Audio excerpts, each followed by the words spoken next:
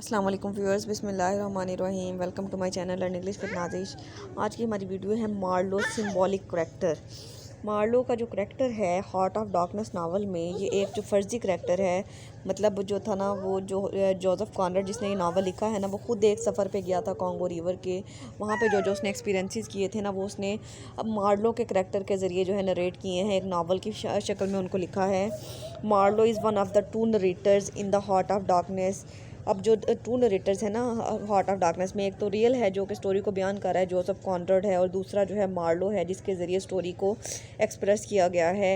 And he is more important of the to, और इन दोनों में से सबसे ज़्यादा जो अहम है वो मार्लो है।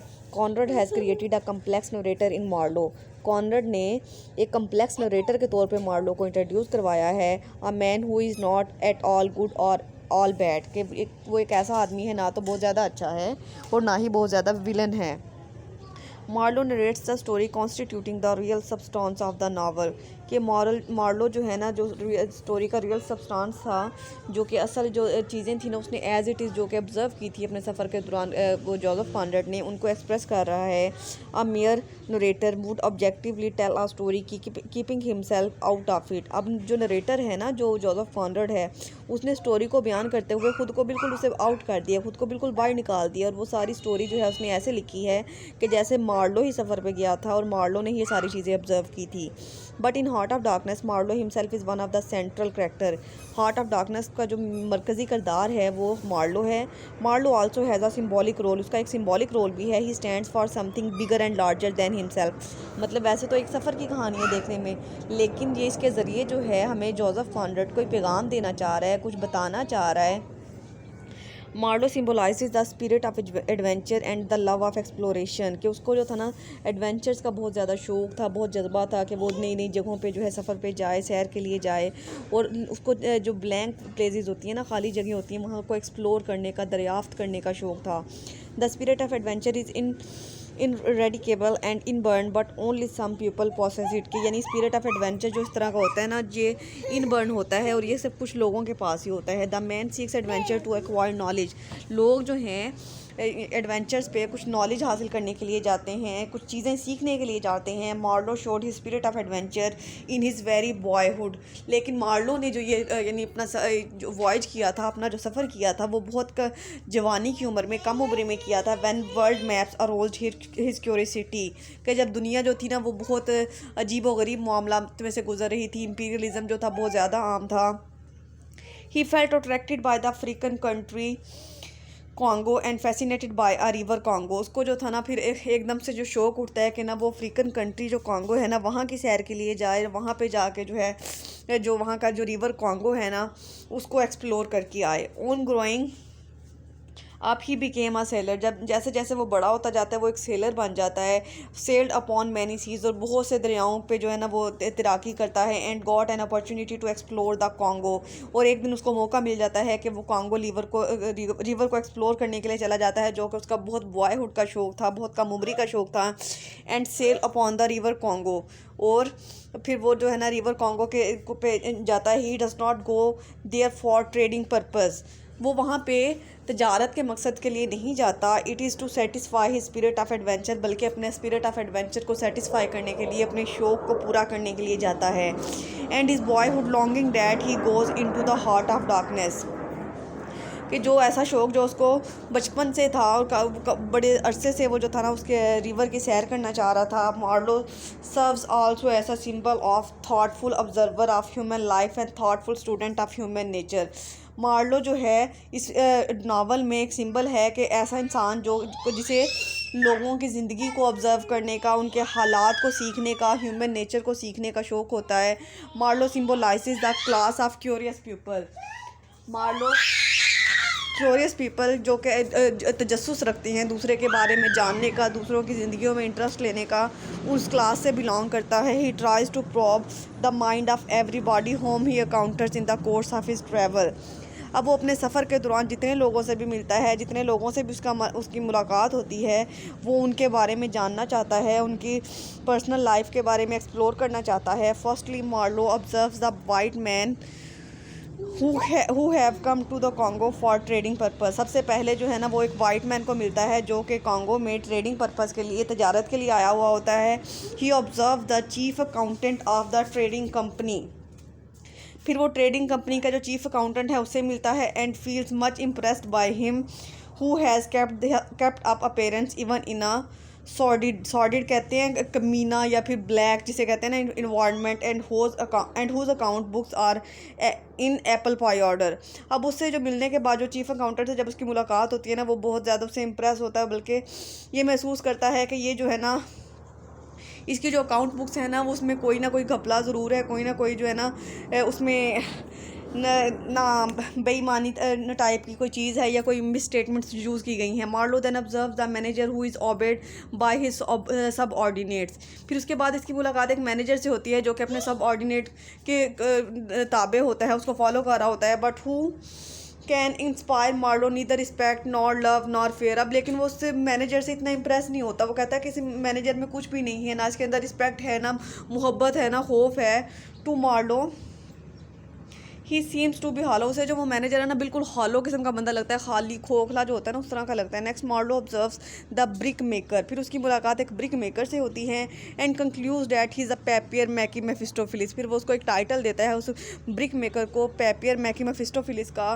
The group of white raiders idling about creates upon Marlow the impression that they are faithless pilgrims.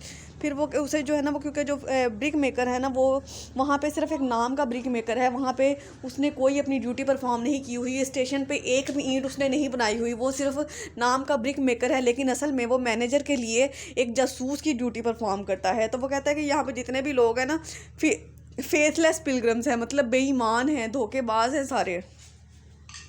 Marlowe observes the native with the same keenness and minuteness.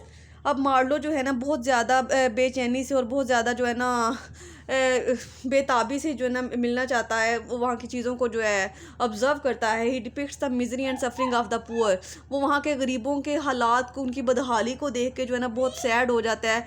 Rest and overwork natives, वो वहाँ के लोगों को देखता है जिनसे जो है जानवरों की तरह काम लिया जा रहा है। He finds many of these starving of death slowly. वो देखता है कि ये लोग जो हैं भूख की वजह से, प्यास की वजह से जो है मौत के कितने करीब आ चुके हैं।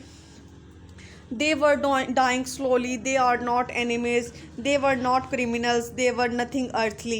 Now nothing but black shadow of disease and starvation lying confusedly in the greenish gloom.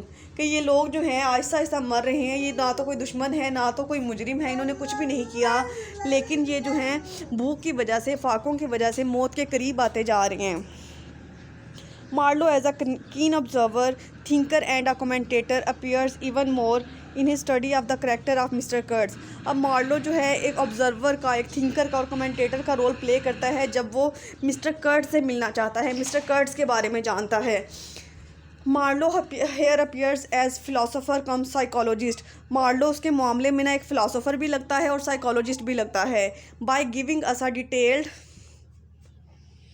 Portrayal of mister Kurtz, कि वो इतनी डिटेल से, इतना तफसील से मिस्टर कर्ट्स का करैक्टर बताता है। He conveys to us evil which had control of mister Kurtz mind and his actions. वो उस बुराई की, उस बदी की बात करता है जिसने मिस्टर कर्ट्स के माइंड को, उसके एक्शंस को कंट्रोल किया हुआ है। He tells us about the influence of barbarism in of the native that had begun to exercise upon mister Kurtz. वो बार्बरिज़म के जो असरात होते हैं वहाँ के रहने वाले लोगों पे, यानी किस तरह से मिस्टर कर्ट्स जो था उनके साथ जाके मिल गया था, उनकी जो थी वो उनकी बुराइयों में, उनके गुनाहों में उनका साथी बन गया था। He had begun to participate fully in the unshakable rites and the ceremonies of the savages and their mode of life. उसने जो था ना मिस्टर कर्ट्स को वहाँ पे उनके कल्चर और ट्रेडिशन को चेंज करने के लिए भेजा गया था, लेकिन वो उसने क्या किया था कि वो उनके सर्मनीज़ का, उनके रहन सहन का, उनके रस्म व रवाज का हिस्सा बन गया था और बिल्कुल जो था ना उनके माहौल में जज़ब हो चुका था। He had begun to gratify all his lust monstrous patient and had begun to exercise all kind of satisfaction, कि उसे जो था ना वहाँ पे रहना जो था अच्छा लगने लगा था, और वहाँ के लोग जो थे उसको अपना देवता मानना शुरू हो गए थे, और वो जो था ना बिल्कुल वहाँ पे मुतमिन था और कभी भी वहाँ से जाना नहीं था चाहता mister Kurtz. Marlow also symbolises self exploration. अब मार्लो को जो है एक्सप्लोरेशन का बहुत ज़्यादा शौक है। Marlow's journey into the Congo symbolise a journey by the Marlow into his own subconsciousness, कि मार्लो की जो जर्नी है इस कॉन्गो रिवर की, वो ऐसा लगता है कि वो अपनी उसकी सबकॉन्शियसनेस माइंड में वो अपने जहन को जो है बयान करने की कोशिश कर रहा है। And even into subconsciousness mind of Mankind in general, heart of darkness is not only physical journey into an unexpected dark continent but also a psychological and mystical journey, कि उसकी जो वो हार्ट ऑफ डार्कनेस में जो उसने Congo river का जो सफ़र किया है, एक बरसगीर का अफ्रीका का जो सफ़र किया है, उसमें जो है उसने सिर्फ वो वहाँ पे चीज़ें ऑब्ज़र्व करके नहीं आया, बल्कि वहाँ के लोगों के उनके हालात को, उनके थॉट्स को, उनके माइंड को, उनके दुखों को, हर चीज़ को उसने जो है ना बयान करने की कोशिश की है। The inner station where mister Kurtz lives symbolises the subconscious mind of man. अब मिस्टर कर्ट्स जिस इनर स्टेशन पे रहता है वो सबकॉन्शियसनेस माइंड को सिम्बोलाइज करता है, and particularly of Marlow himself, और ख़ास तौर पे मार्लो का अपना जो वो किरदार है वो भी उसकी सबकॉन्शियसनेस माइंड की जो है एक एग्जांपल है। ऑन सेवरल ओकेजन्स, काफ़ी मौक़ों पे Marlow reveals the working of his mind to us in Marlow himself, कि मार्लो का यानी वो खुद तो स्टोरी, हालांकि सब कुछ उसने खुद देखा था ना, वो खुद सफ़र पे गया था, लेकिन वो ये सारी चीज़ें जो हैं मार्लो के करैक्टर के ज़रिए हमारे सामने बयान की हैं उसने, जोसेफ कॉनरैड ने। Marlow shows a lot of bluntness when talking about himself and about the thoughts which cross his mind, कि मार्लो जो है वो सारी बातें बताता है, एक एक बात उसने एक एक पॉइंट बताई है जो कि उसके माइंड में, उसके जहन में आई थी उस सफ़र के दौरान, उस कॉन्गो रिवर के जो एक्सप्लोरेशन के दौरान।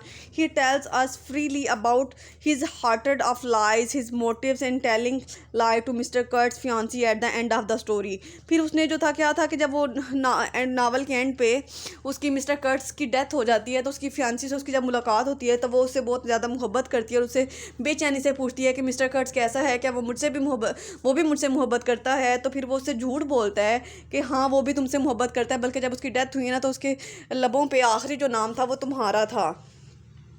इन conclusion we can say that unlike the most Europeans who bought into the justification for imperialism and saw it as a righteous cause, Marlowe saw that it was nothing but greed। अब Marlow जो है ना वो एक ऐसा character है जिसे लोगों के इम्पीरियलिज़म के बारे में जो है बहुत ज़्यादा इंटरेस्ट है, वो लोगों को जो है बुरे हालात में नहीं देख सकता। Marlow it was nothing but greed, वो कहता है कि यहाँ पे जो कुछ भी हो रहा है तिजारत के पर्पज़ से हो रहा है, या कुछ यानी वाइट पीपल जो है ब्लैक पीपल पर किस तरह से काबिज़ हुए बैठे हैं, उनको उन्होंने ग़ुलाम बनाया हुआ है, तो ये सिर्फ सब कुछ एक लालच है, हवस है। However Marlow's ability to distance himself from the dominant thinking of time does not full free from that of thinking. In the end he accepts the injustice of imperialism by supporting the lies which justify it, कि फिर वो कहता है कि यहाँ पे जो कुछ भी हो रहा है ना इम्पीरियलिज़म की बिना पे हो रहा है, ये सब कुछ जो है नाइंसाफ़ी है, और वो जो है ना ये सारे हालात को बदलना चाहता है वो, और उसने जो है ये इस वजह से अपने नावल में इन सारी स्टोरीज़ को यूज़ करके ये सारी चीज़ें जो है बयान करके हम सब को ये सोचने पर मजबूर कर दिया है कि हम भी जो है ना इम्पीरियलिज़म से छुटकारा हासिल करने के लिए जो कदम ले सकते हैं, उठा सकते हैं, जो काम कर सकते हैं वो हमें करने चाहिए। आई होप सो कि आपको लेक्चर की समझ आ गई हो। अगर कोई भी एम्बिग्यूटी हो तो आप कमेंट बॉक्स में मुझसे पूछ सकते हैं। अल्लाह हाफ़िज़।